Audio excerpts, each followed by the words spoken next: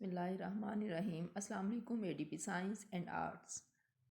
Students, today my topic is national income and its concept. Before I start the lecture, I want to explain the difference between microeconomics and macroeconomics. Students, microeconomics, the part of economics whose subject matter of studies individual units like consumer, household, a farm and industry. Mean ये कि जब आप economy के small parts को discuss करेंगे, जिस तरह एक कंज्यूमर का बिहेवियर डिस्कस करेंगे, एक फर्म का बिहेवियर डिस्कस करेंगे, आप इसमें जो है फैक्टर प्राइसिंग डिस्कस करेंगे, तो ये सारे जो आप स्टडी करेंगे ये सारे माइक्रो इकोनॉमिक्स के अंडर आएंगे. Macro economics is that part of economics who studies aggregate and averages.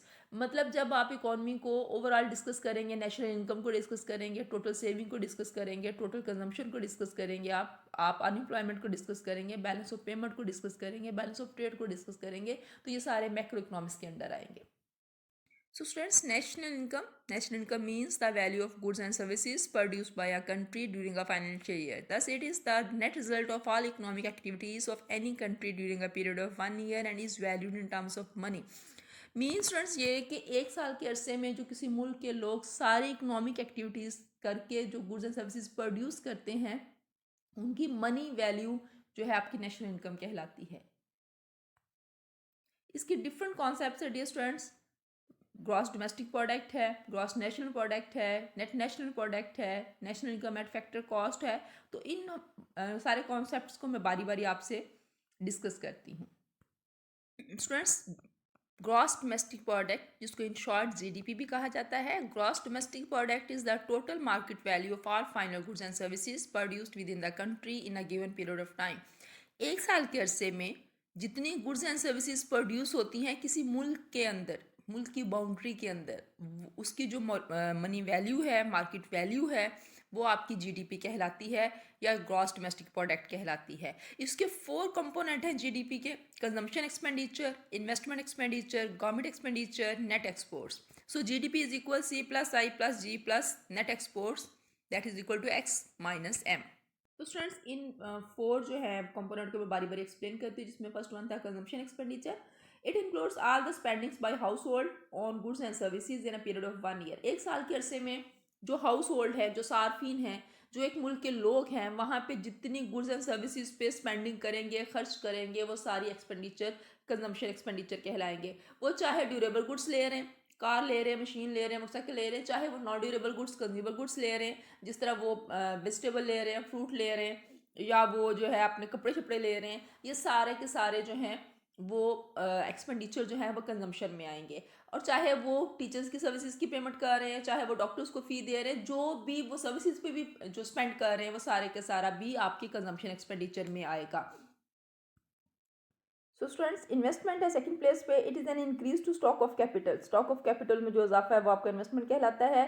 वो तमाम खर्चात जो बिजनेसमैन उन अशिया को लेने में करते हैं जो न्यू गुड्स एंड सर्विसेज बनाने में फैक्ट्री में इस्तेमाल होती हैं, वो सारा आपका इन्वेस्टमेंट कहलाता है. थर्ड वन प्लेस पे था गवर्नमेंट एक्सपेंडिचर.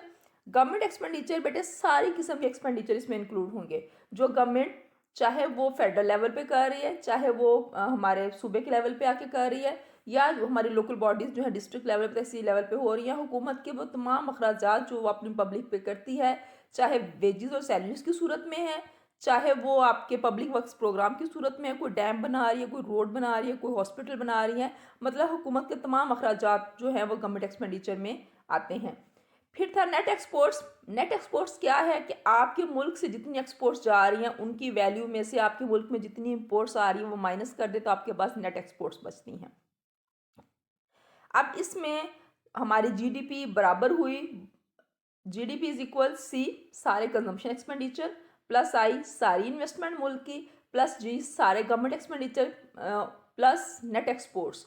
तो ये 4 कंपोनेंट थे जीडीपी से. इन तमाम की जो मॉनेटरी वैल्यू, इन तमाम कंपोनेंट की जो मॉनेटरी वैल्यू है, मनी वैल्यू है, वो सारी की सारी जब सम करेंगे तो वो कहलाएगी जीडीपी.